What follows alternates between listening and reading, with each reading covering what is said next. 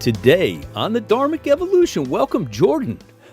How's it going? It's going great, man. It's good to see you back and hearing that you've got more new music. And it's funny. It's been like almost 3 years since you and I got together the first time, and it took almost 200 shows before I started having repeat guests. So I guess the 3 year mark was the way to do it. And I'm so happy to have a fellow New Jerseyan slash Philadelphian, I guess, right? Because you kind of straddle the Delaware there, right? Yeah. I've been all over Jersey, Philly, Lehigh Valley. Yeah. Awesome. It's good to see what you're doing, and congratulations on the new EP that you're out with now. Oh, and, thanks. Yeah, so really, really great. Called High Road, right? Yep. So Yep. can you give us a couple of liner notes on this as to what was the reason for writing High Road, and what were you thinking about during this period of time when you started working on this project? It was it's like a period of musical change, I would say. Like, it's a transitional period. It was a transitional period in my life. So the fact that it just happened to be in the studio at the time, so I got a lot of that type of feeling in the music and in the sound, and especially in the lyrics itself. It was my life completely changed from like 2015 to 2018, and in the middle we were in the studio, and I just got lucky, sort of. So when you say your life completely changed, like in what way? It sounds like not just musically, but other things happen, like like relationships that were long time running, puttered out. I had to move a couple times, stuff like that, like the normal, like troubled personality type things that go on with people like me. right. And it just happened that I was in the studio at the time, and we got some stuff down. So you took these experiences and it immediately turned into kind of a roadmap of your life. Yeah, kind of for the time. Yeah, it was like a little guide map. Yeah. Yeah, and I also noticed that your sound changed a little bit it's a little bit more acoustic laden now than the first go around, which folks, you can check out. That's DE49, the first show that Jordan was on, which has some slamming music, Amy, and a bunch of other really good cuts. But you seem like you transitioned into something like totally different on this one. Just taking. I hear the acoustic a little bit more prevalent in this than. Right. Yeah. So when we went to the studio, it was recorded in Massapequa, New York. The guy Jim Anazito, who was the producer, had these amazing acoustic guitars, and I said it would be criminal not to put these guitars on this record because I don't have guitars this good. I have $2,000 guitars. These guitars were 6 times that, in value, and they sounded so amazing. So we had to. I said to the guys, I said we have to put this in. Have to use these, and we did for most of the tracks. Yeah. Well, let's not delay another second. This is called High Road with Jordan White.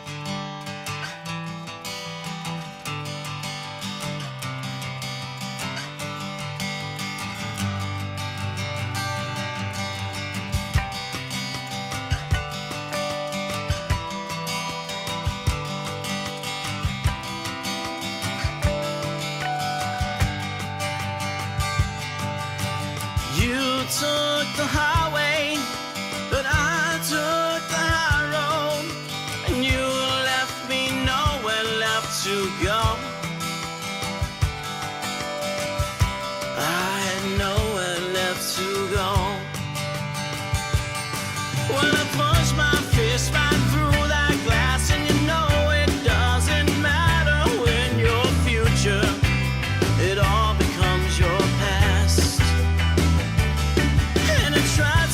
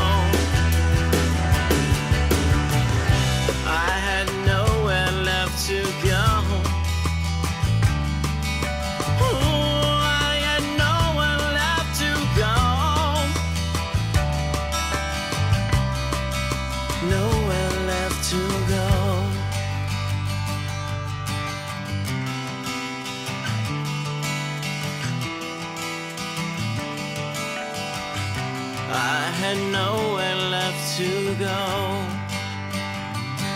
All right, High Road. What a song. Really, really great. I loved it from the opening tones. Really caught my ear when I was listening to this morning. Cool. So tell us about, the process of working with this producer with and in the studio in New York City, in Long Island it was, right? Massapequa. Yeah. Oh, okay. Yes. So Jim, did you like learn a lot from him? Was it kind of a, go to school thing? Because you always learn from every producer, right? Yeah. I mean, and he's got the big prize, he's got the Grammy. So you really do you kind of have to really listen to what he says, because usually it's right.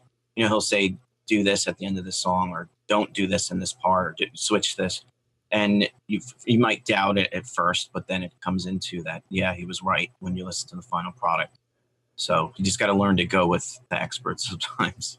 Jim Annunziato. Nice, man. How'd you get introduced to him? How did you guys hook up? That was through mostly through the manager Kelly, and another guy from a band called Autumn to Ashes. His name was Scott Gross. He's a guitar player in Pennsylvania, and he knew him as well. And they have been corroborating for quite a while. And they said, why don't you bring Jordan in and see what you guys can do? And so I went there for about 2 weeks, and we did the album there. Kelly Joe Farner, thank you for hooking this up for us, getting Jordan in here. Yeah, that was great. Tell me, so you've got some interesting education behind you too, which I really didn't realize. So you've got a Master's of Science, you got an Associate Arts, you got a Bachelor of Arts. So you spent some time, and the thing that really caught my eye was psychological science. Yeah. So tell me how this education has impacted you as far as being a singer-songwriter, and in what ways? The thing I started to learn was, the more I learned about the field of psychology, the better my songs got in terms of realism, detail, and lyrical content in those terms. So I kept going to school because music really wasn't happening for me at that time. So I said, okay, I had my associates, now I'll get my bachelor's. I was still waiting around for music to take off. And then I was like, okay, so I'll get my master's. And so now Right. that's not the greatest pitch for college or anything, but I had a great time. But what I learned is that field specifically, for some reason, I don't know why, allows me to become a better writer, which you would think would be English or something, like reading books. But it seemed to me the more you learned about your own brain and the way it focused, or the way it processed things, kind of bled into the lyrical material. And I started noticing that back when the first real song I thought was any good was in college, during a class when I was supposed to be paying attention. And it was a psychology class. And I just kept going. Yeah. Good for you. I mean, that took a lot to keep, to hang in there, because a lot of people just walk, Yeah. and it's kind of, it can be a knee-jerk reaction, and you throw in the towel too soon. And, if you just waited a little bit longer, and, thankfully you persevered through it, which is awesome, that you were able to do that. Also, I want to just backtrack a little bit. You were born in Cranford, New Jersey, and then you moved to Pennsylvania. Was that, and at the age of 12, now that's a difficult age. Was that transition for you difficult at that time? Yeah, I do remember dreading the first day of school and at the new school. I dreaded it all summer, because we moved in May or June, after the school year ended, late June. And it's a tough age to move around in. Walk into a classroom, nobody knows you. Right. You worry all day where you're going to sit at the lunch table. Yeah. Right. These are problems I wish I still had, and so the ones I have now. That's what's so funny about it, is looking back now how I'm sure you may have gone through the same thing when you were 12. Yeah, I had the same thing. 3 different schools in 3 different years. So it's like, oh no, I gotta go through this again. Yeah. The lunchroom thing it's almost done to humiliate some kids, I think, because They should That's a almost tough have like scene. assigned seating or something. I don't know. Yeah. It's a very tough scene. You walk in and you feel like, everybody is looking at you and Yeah, and right. not And not if you make because the you're gonna be popular, man. and if you make the wrong choice of where to stand too, or where to Yeah. sit. Yeah. I did that once when I was in 7th grade, and it was like, I went from this parochial school to this really tough junior high, and I remember walking in the classroom, and there was only like one seat, and I sat next to these two in the middle between these two tough guys, and and the one guy's going the whole time. He's like, "Hey kid, I told you there's no vacancy here." And I had already sat down. Like, what was I gonna do? Like melt into the ground? I didn't know one person in the school, so I feel your pain on that. That was crazy. Yep. Yep. Um, I remember it. yeah. I remember it Hey, well. hey, let me ask you, what is that squeaking sound that I hear? Is that a dog, or I think it just stopped? Um, Probably one of the dogs. Yeah. Oh, okay. I was gonna say, are you gonna invite him in, or is he gonna just stay out in the hall there? He's I don't think he's. I think they're downstairs. okay. So you also had mentioned that you had some periods of depression as a teenager, which kind of like led you to music. Right. And when did you realize that that was you knew something was bothering you, but you probably didn't know it was a label, depression, but you just felt like horrible. So like, when did this first like occur to you that you were suffering from this? Um, Probably about age 15, I would say, Yeah, and that was for a lot of reasons. Like we just mentioned, that was after the move, um, and things were not so great at home. Things were not so great for me at the school I was at. I was having trouble with a lot of the classes, especially the math classes. I always did really well in the English classes, but the math classes, forget it. So things just kind of started to pile up, and I didn't really know how to deal with them. I had no clue what it was. I actually thought it was normal. I thought I was just normal, like that's how everyone was. And I think to a certain point, a little bit, but not to the level that I was. yeah, Not everybody's gonna have the best day every day, and I didn't have any guidance in that field. Like nobody sat me down and said, "Hey, what's wrong?" That yeah, kind of. It was just it was ignored. Like I felt I was ignored most of my life. yeah. It's hard to explain. No, I hear you, man. I went through the same thing. So, and at the same age. So, as a matter of fact, I just put out a depression fighters book. It's a free download, and it has 7 strategies on there. So, for you folks who want to pick that up, it's Oh, a that's free great. it's a free download, and it's just a little toolbox. You can even keep it in your phone. It takes like 15 minutes to read, but each day of the week, there's a different strategy you can use to combat depression, because a lot of people have been in this, and I didn't really realize, because I was in the same camp that you were in, to said, you just isn't everybody like this, and it's not. There's a Yeah. lot of people who just feel joy every day, and a lot of it is maybe your circumstances that you grew up in, and your experiences with school, with the lunchroom, with the whole combination of things. And Hmm. like you said, if you don't have resources, it's like, what am I Yeah. supposed to do with this? This is just a crazy thing. So how are you feeling now? Are you still struggling, or are you feeling better now? I'll tell you the truth. I have my days, but Yeah. yeah, I'm overall better than much better than I was then. Yeah. Yeah. Um, just that the fact that I get to play music and stuff, and do that for a living. That's like a rare thing. So I could try to keep it in perspective. That some people have to well do whatever they got to do for a job, and they hate it. Yeah. And Right. I love it. And so I can't sit here and complain, about my life. I mean, it'd be so ridiculous. But a lot of those guys do, they complain about the paparazzi following them around and stuff. But I'll tell you, anybody who gets into this business and is shooting for the gold ring, so to speak, they know that's a part of it. They're Yeah. they're full of it. They're full of it if they're pretending that they didn't see it coming, or didn't want it, or don't want it. Right. So that's the way I look at it. Like I'm kind of have like this very blessed life right now. So I can't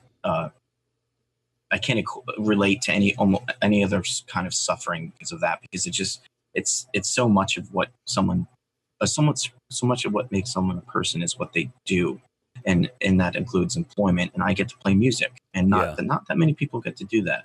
Yeah. You know, I I think mean, two of God's greatest gifts are love and music. So I that's good. mean, I like that. Yeah. if if you get a chance to have both, which if I only have one usually. yeah, well, you're doing it right. So let's do another one, Jordan. Let's do Like the Rain.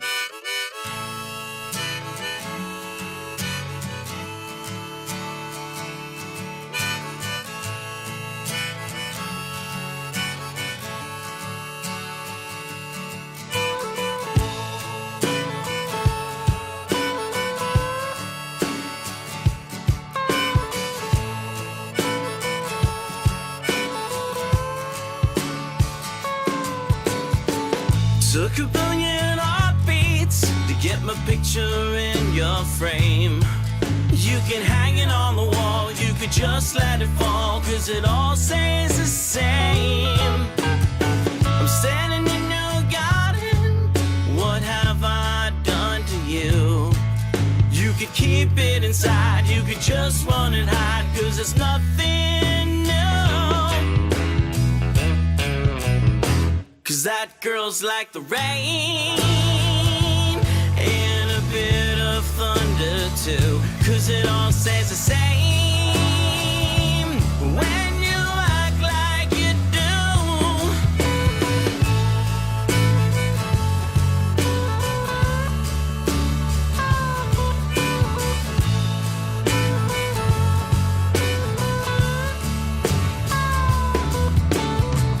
Another 1,000 heartbeats to get my picture off your wall.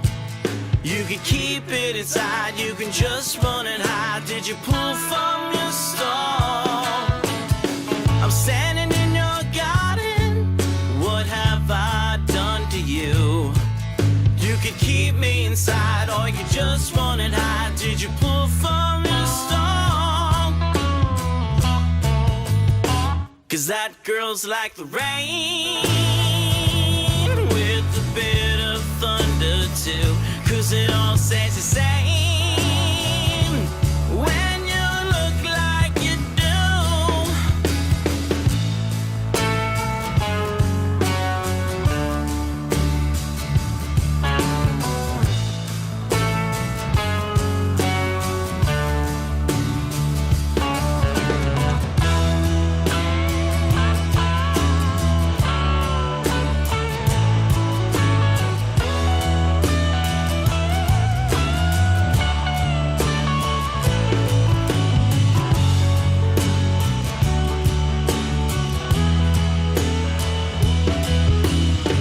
I drove down the turnpike, and regrets they're nothing new.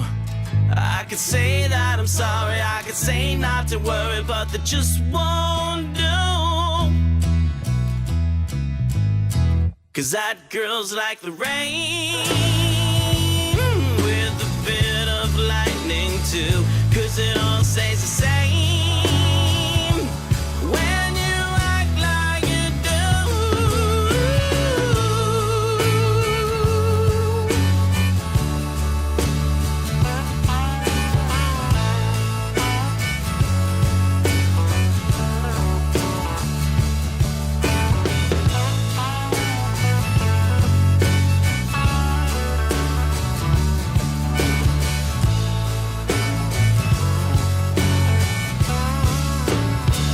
Yeah, Like the Rain, and you were playing blues harp on that, were you? Was that you Yeah, playing?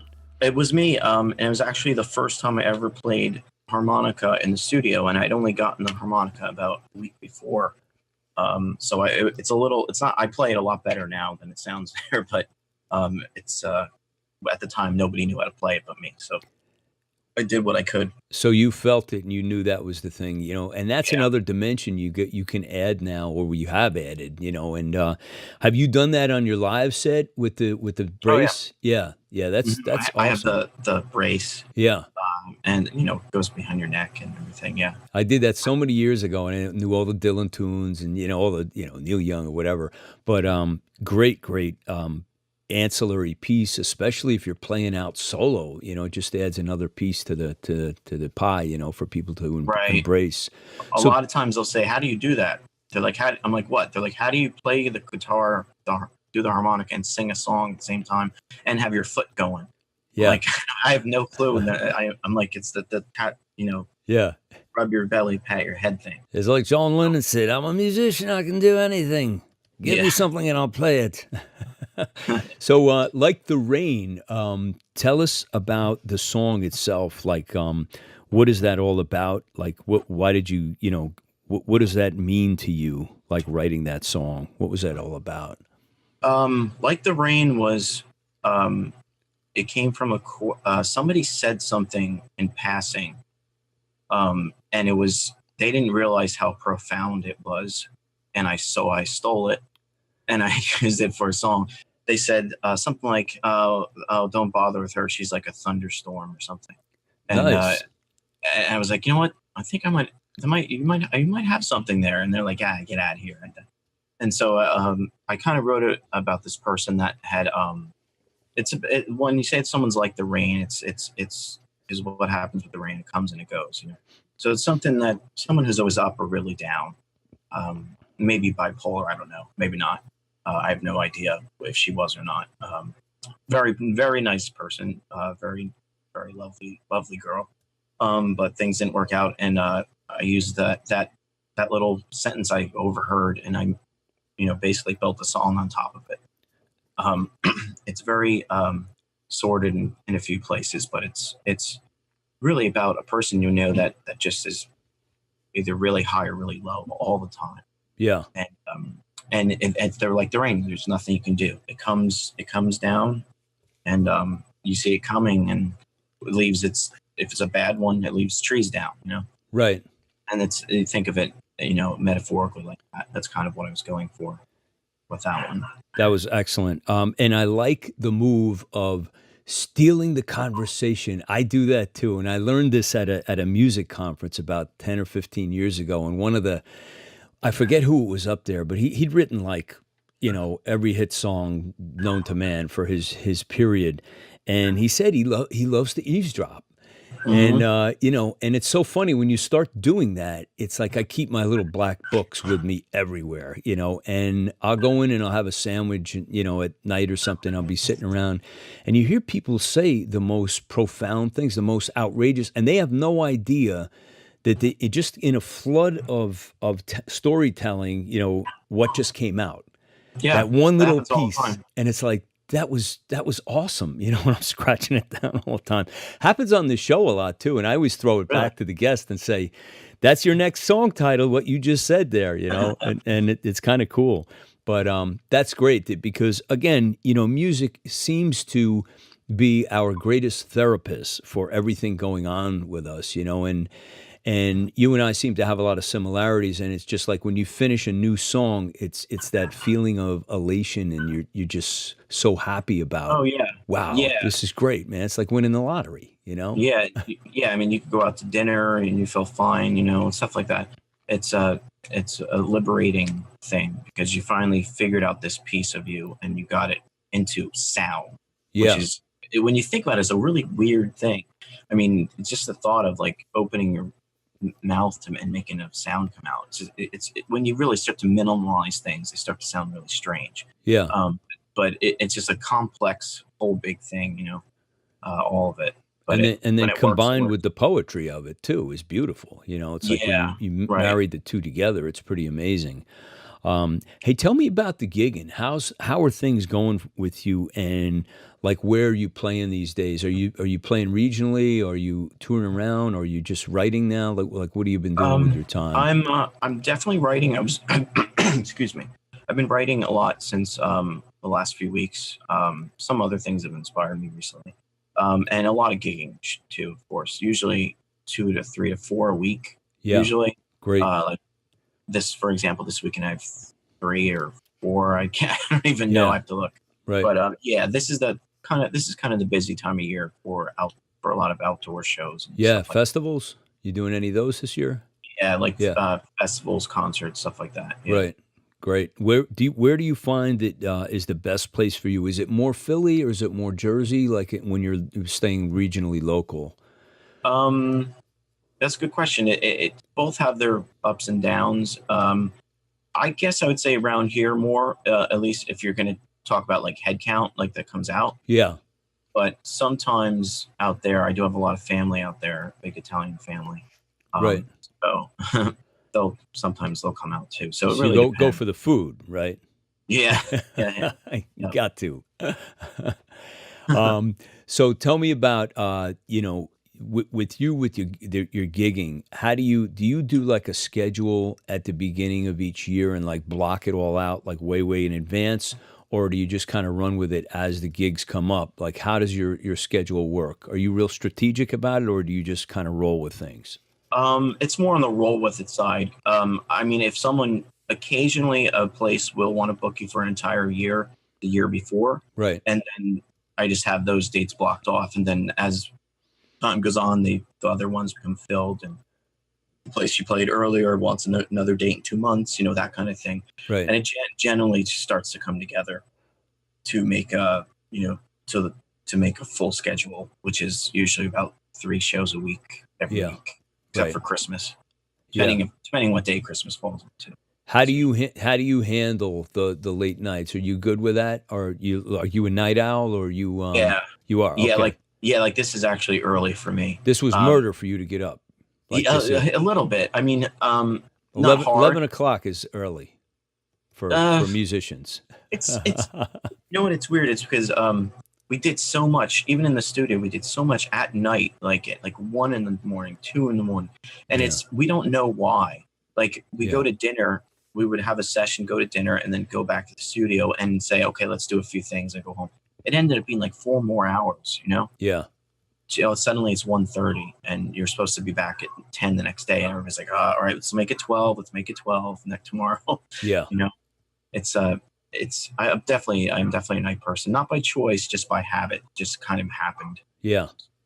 It's so funny because you just don't know about like time is such an elusive element of creativity because the first time I ever experienced that I was pretty young and I was in LA and I was at Bijou Studios in Hollywood with a producer and a whole team, and we did the first session I think we did was 24 hours straight.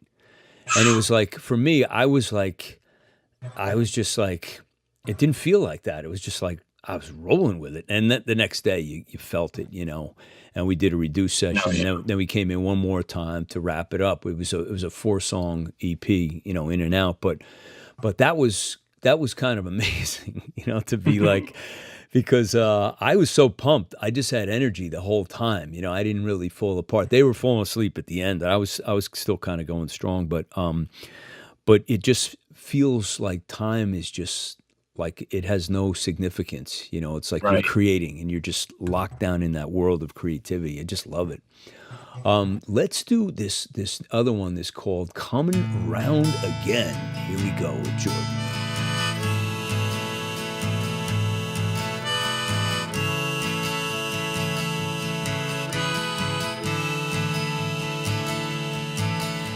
Slow down this tune, I'm about to overflow. The melody dissipates, but the music, it's all I know. There's a look of stars at night, when you know that they shine bright, and they make you come alive. And this is what we call your life. So if you're coming round again, I won't break, but I might bend. You feel the darkness closing in, it feels just like a second skin.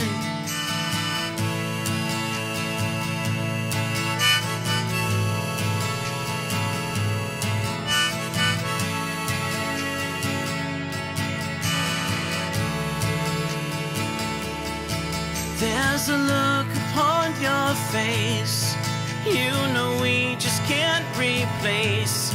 but I think we let it go to waste. And now I feel this empty space. So if you're coming round again, I won't break, but I might bend. You feel the darkness closing in. It fits me like a second skin. Easy come and easy go, but it gets cold here in the snow. And ring, ring, there's no one home, but we both know you're not alone.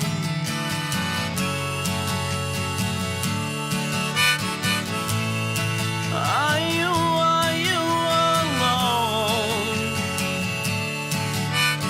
Driving on right by and there's no one home.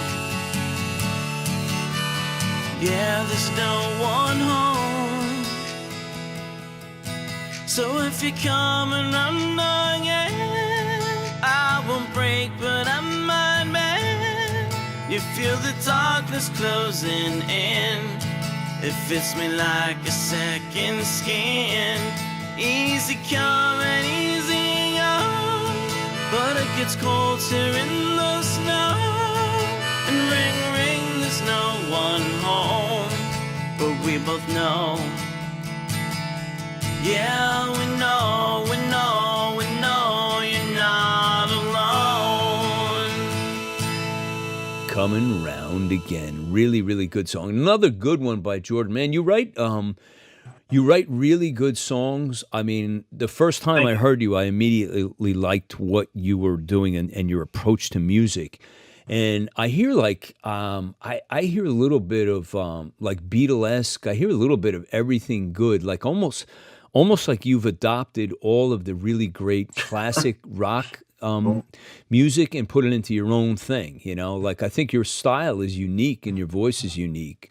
But you seem to have a quality of writing songs that express themselves in a way that's, you know, it's just a really listener-friendly environment. Tell us about your experiences growing up, like who you were listening to most of the time. Was it very eclectic for you, or like what? Yeah, kind of. Like I have my dad to thank for a lot of it, because he sat me down and introduced me to like Van Morrison and the Clash, and things like that. Things that I probably otherwise would not have come across, because being in 8th grade, we were listening to Guns N' Roses, Nirvana, which I still love too. Yeah. But I may have been limited to those things. It wasn't Right. Like Al Green, he was really into, and stuff like that. The Allman Brothers Band, things like that. Guys, a lot of these 70s singers, 1970s singer-songwriter types. And I don't know if I would have really picked those up if it wasn't for him, saying, listen to this. Yeah. He'd hear me playing my Guns N' Roses. He's like, yeah, I'll come down and listen to this instead. I'm like, okay, I'll try it. And I started to like it after a while. So he brought you into the Guns N' Roses world. Yeah. Cool. Your father has good taste. Yeah. I mean, they were a slamming band. There's no doubt about it. The Yeah. quality of what those guys were doing, it was very, very cool. And I love that when I have somebody on and their parents were just influential about, bringing their world of music. I did the same thing with my son. Like he had all my early English rock albums. I just said, here, you just start listening to him. And he just fell in love with all that stuff. So the cool thing was when he was, I think he was like in 9th grade or something, I took him and 3 buddies to a Yes concert, and they flipped out. They couldn't Really? believe like Wow. how these guys could play. It was just unbelievable. So what do you like to listen to now when you're chilling out and you're just like saying, I want to take some time for myself, and I'm not really writing or anything like that, but just for musical enjoyment? Where do you find yourself, in which camp, which wheelhouse are you in these days?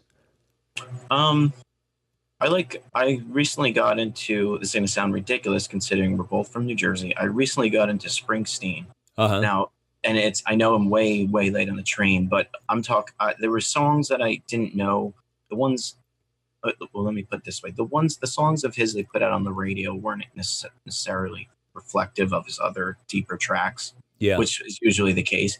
And I found a lot of really good songs that I never heard of from him on YouTube and stuff. And I've been on that kick lately, just listening to those.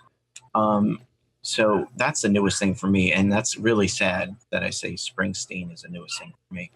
Well, 'Cause it's no, not 20 really, because when you're such an enormous he's an enormous pop star or rock star, however you put it. But Yeah. but his early works, his first 2 or 3 albums were not reflect. I would say his first, like Born to Run, was the big, when that came out, that was kind of like made his mark and everything. But the first 2 records were phenomenally good. I mean, Right. they were just amazing, and I played those things to death when I first discovered him. But I know what you're saying. There's artists out there that early in their career, you can kind of tell that they were not really interested in the big stardom, and I don't think the real artist really ever has any idea that that's going to happen to them. I think they're most happy in their creative world. And of course, everybody wants to make a living. I'm not saying that they're discounting. Hey, don't give me money. Yeah, we all need to eat and pay our bills. But I think purely artistically, you go for it for the art's sake, And then when you have enormous, monetary success, that's kind of like an extra gift along the way. Hmm. But I think your crowd, I think the crowds and the fans end up helping to formulate where you go with your music, and it happens kind of without you even like having an enormous control over it. You know what I mean? Because Right. all those bigger places you're playing, and you're feeling different influences, and all these things are coming into your bloodstream and saying, well, I'm thinking about this, and this now, so I'm writing for a bigger mass, just by way of, it just has to happen that way. But that's pretty cool that you went back and started listening to his early stuff. Like what else do you listen to? What else is going on with you? I like the new Counting Crows album. I've always liked those guys though. Yeah. Musical. I like the new Third Eye Blind album. That's pretty good. I can't Um, tell the poster behind you. So. Yeah, that's right. I got There's like so many music out front of album cover posters in this room. It's ridiculous. Yeah. I'm looking at 10 different ones past me. But the song that got me from Springsteen was that song "Dancing in the Dark." Now I first with the synthesizer, Yeah. I thought that was like an upbeat song, and I really looked into the lyrics, and it's a really dark song. And Yeah. that's what I think is so cool about that the way he did that was he hid the lyrics underneath that bright synthesizer, and Right. that's what got me into him listening to other. I was like, all right, if he's that good at this, let me listen to this other stuff. So Yeah. Yeah. He's quite the prolific writer. There's a guy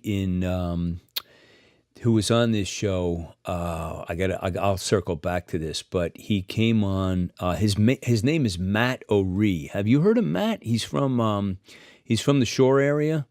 And is it O? Oree. I might have. I'm not sure. It sounds slightly familiar, but I wouldn't say I do for sure. Well, I'll just give you the quick story on that. He was on the show, and he actually he won like the guitar.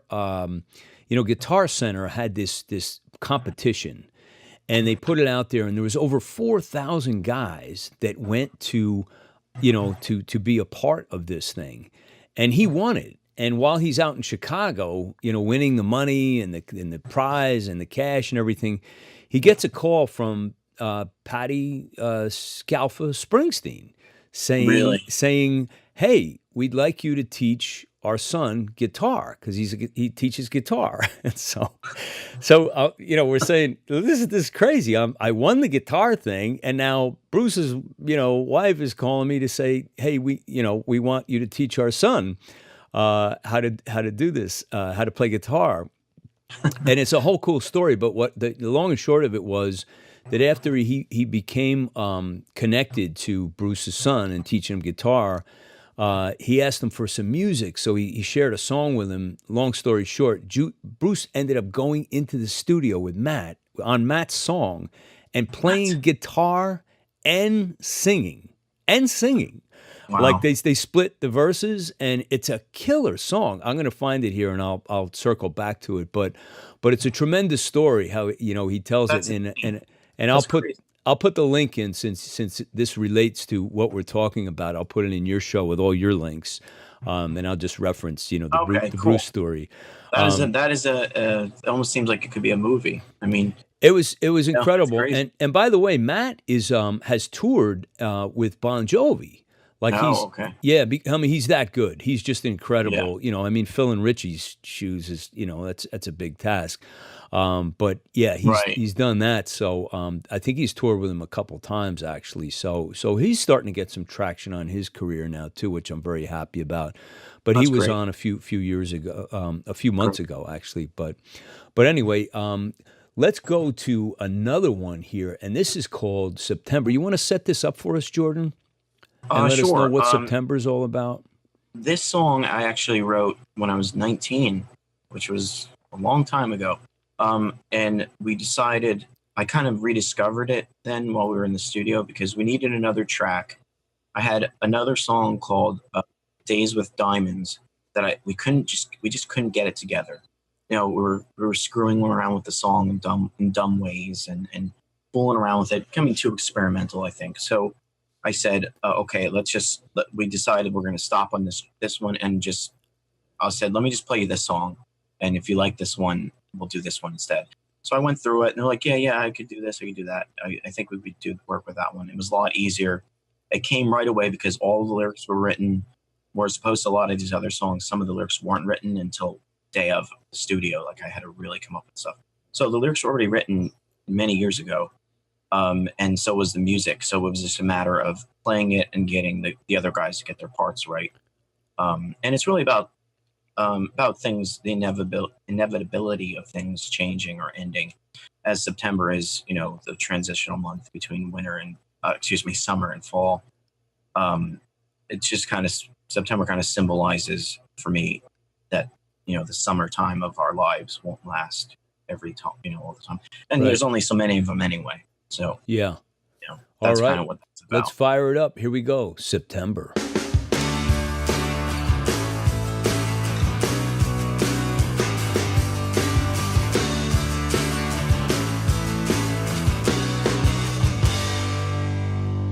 I cannot decide how far to go, how far there is, 'cause no one knows the distance sitting in the stale air. Watching time fall with the sky, it's got me thinking I'm so far from you, and there's no way of getting back to feel you, and the mystery and misery returns, just like seeing you around this cold night. Burns, oh it burns. Alone and in your room,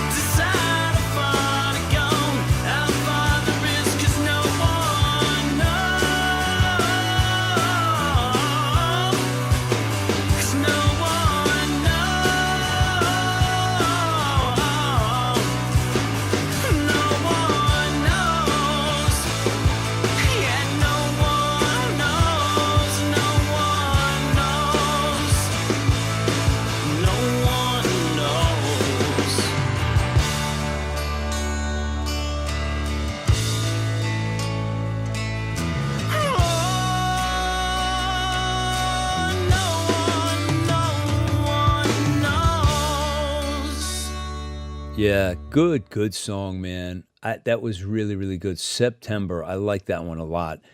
And I just like the fact that you have such a handle on how to do these. It's just really, really awesome, really awesome.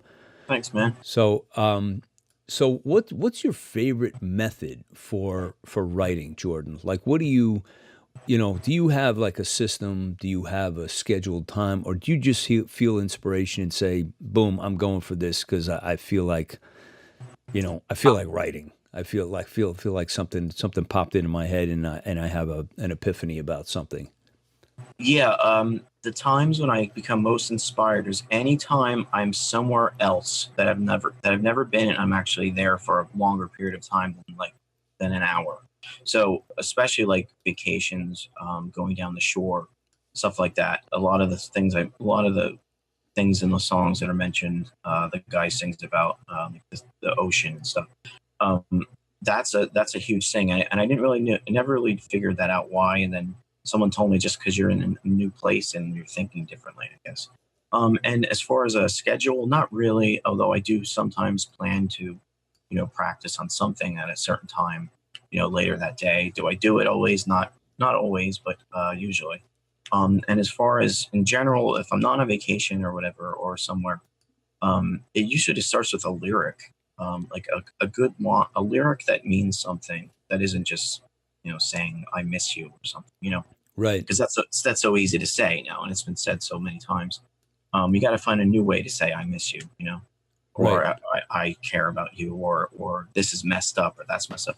So it's about the filters, and it's kind of like a coffee thing, put it together, and whatever filters down is the good stuff. At least for me. I know a lot of other people write the music first, and then kind of hum along to it. So it really depends on everyone's individual approach. Do you But ever mine's. I'm sorry. no? Do you ever get to where you just have this great idea for a title and you roll with it that Yeah, way? yeah, I do. I actually have a lot of those. I have probably 10 or 12 things that are just good titles, and I just can't find anything to write about them after that. So it's kind of funny. I don't know how to get to that point, but I probably will somehow. Yeah, yeah. How about like time of day? Are you like a morning guy? You're not a morning guy, but is there a special time of day, afternoon, evening, weekend, Sundays, that you find you're in a best spot for writing? Like it just feels like the right time? Yeah, I would say the afternoons on weekends for some reason. I Yeah. don't know why. And weeknights, I would say after 11 p.m. I would say, and I don't know why. There's something about like a Saturday afternoon that has a different feeling to it Right. than the other days. The days all kind of have their own personalities, and Saturday afternoon, for me at least, has this creative vibe to it, where it's completely shut down on Sunday. I think it's like almost like a collective thing. Like um, most people, Saturday's a positive day because they're usually having fun or they're off. Yeah. Things like Sunday night, oh, is dreadful for me. Even though I don't have anything the next Is it day. really? That's built in from school. Yeah, it It is. is. It's Sunday. I just can't. Something about Sunday night, about the way the world just seems to shut down. Yeah. Everything closes early. Some things aren't even open at all. Yeah. Um, it just it's depressing to me And that you it's don't like that. gig on Sunday nights in most cases. Very rarely. I mean, Yeah. sometimes a Sunday afternoon, but a Sunday night almost never, because there's no one out. So let me ask Almost. you this. If you gig on a Sunday afternoon, do you have a better Sunday night experience, do you think? Yes. Yeah. Yeah. Okay. So Absolutely.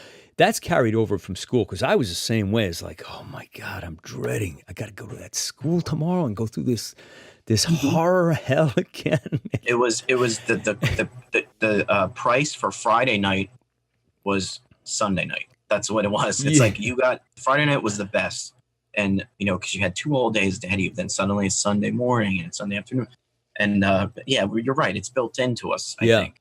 Yeah, it's pounded into us because I have a whole thing about clocks. And it's like the people who designed schools were insane because you used to sit there. I was in Catholic school, and you'd be facing this huge clock up on the front of the room, and I'd be like, tick, tick, tick, and you're like, I got to be in here for another how many hours? And At least you could look at it without having them see you look at it. Because when in my school, there was on the yeah, side. on the side, right? Yeah. Like, and I think in some cases it probably was, or in the back, but it was like, it was torturous to have to put that in, in a school but you don't want to know the time, because hopefully you'll escape that pain, Yeah, and you play the time game. You say, okay, I'm not going to look at the clock until after I finish this paper, and you look at it, and it's like 4 minutes have gone by, Yeah. and like you're like, I'm not going to make it another hour. So I painful. not going to make it. Now you literally thought times I wasn't going to make it. And the detentions were like that too, because they wouldn't let you do it. You weren't really allowed to do much at all. I don't even think they let me do homework in detention. So that was that's funny. They have you there and they won't let you do it. That was too painful. Hey, let me ask you, what places do you like to play the best, as far as, big theaters, small intimate groups? Is there a favorite spot that you like to perform at, that you feel like you're providing the best value, and you're getting the most people like to really, really tune in to the zone of your music? Yeah, any show where it's ticketed, because people that pay to come see you, or me and other people who are playing, they actually listen. Right. And if you're playing in a bar or a ski resort or a winery, maybe some people are surely listening, but not everyone is. But when you play a place like the Puck in Doylestown, I'm not sure you know that place. No, I've heard of it, but I don't know it. Okay, it's a ticketed, seated type venue with a big stage and a real sound system. Right. And I played there a bunch of times with David Ivory, who is a producer up here in up near Philly, and do showcases, and people pay. They line up out the door, and they come in, they sit there and actually listen to you, and nobody talks in between, during the song. Not that you can't do that, but you know what I mean. Like it's you have their attention, and it's a much different dynamic than playing in a bar where most of them don't know you, or half of them don't know you, or half of them don't care, or they're there for the beer, not for the music. Well, I've been talking a lot about that on this show, that very experience of and I don't have the answer, but you just gave me part of it, and it's like, I'm relocating to Nashville. Like, I'm back and forth a lot, but I'm actually setting up living quarters now there in the next couple of weeks. But you go downtown and you see, like, you're playing in these bars, which for my music, that doesn't work. For some people, you just have to have a Marshall stack and a Les Paul and crank the hell out of it to get. And even then, people are watching the game. They're surrounded by TVs. They're texting. They're on their phone. They're yelling and screaming to their friends and doing shots. So music is almost like the very, very back of the train. It's the caboose. Mm-hmm. Instead of like it used to be, you came to really enjoy the music. So I'm just saying it, rhetorically, to raise awareness about it, because I feel as musicians who have seen their currency of their music be, just almost destroyed, we have to figure out a way to, like, where's the right place to play, especially if you put a lot of emphasis on, look, we're not a jam band, because there's a lot of emphasis on lyrics and poetry, and there's a message in the music. So, that's a different thing. If you're doing a jam band, you can kind of get away with that, but I don't know, it's just something I raised, but I'm glad to hear about a place like that there are places like that, because you're right, because if people are going to pay for something, they honor it much more usually. Right. Exactly. They place so much more value on what's going on at the time. When they walk into a bar for free and drink, half of them don't pay attention. Yeah. But I'm used to that. It's no big deal. Right.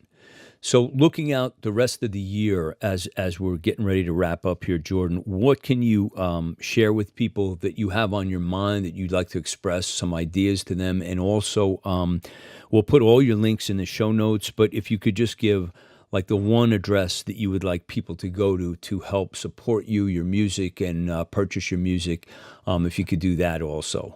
Sure.